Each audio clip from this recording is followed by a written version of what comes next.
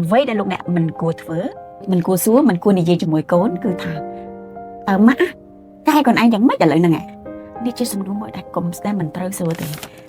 សំណួរមួយដែលគួរសួរទៅកូនឬចៅគឺតាកូនចង់បានអីចៅចង់បានអីមកឥឡូវប្រាប់បន្តិចមើលមានរឿងអីកើតឡើងនេះជាអ្វីដែលគួរធ្វើហើយសំណួរមួយដែលសួរខ្លួនឯងដែរមុននឹងសួរទៅកូនតើកូនខ្ញុំតើចៅខ្ញុំកំពុងតែចង់ប្រាប់អីដល់ខ្ញុំបានសម្ដែងចេញអាកប្បកិរិយាបែបហ្នឹងចំណុចមួយដែលយើងច្រើនតែអនុវត្តខុសហើយកន្លែងហ្នឹងខ្ញុំពិតជាចង់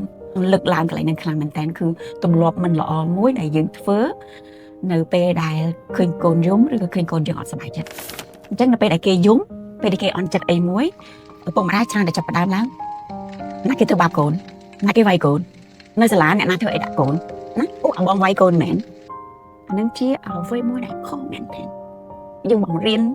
កូនរបស់យើងចាស់របស់យើងឲ្យខូចតែខ្លួនសំណួរដែលត្រឹមត្រូវដែលបង្រៀនកូនឲ្យយើងចេះទទួលខុសត្រូវតើកូនបានធ្វើអ្វីខ្លះនៅសាលាដើម្បីការពារខ្លួនឯងពីព្រោះទោះបីជាអ្នកណាធ្វើក៏ដោយសមត្ថភាពពិតប្រាកដគឺសមត្ថភាពការពារខ្លួន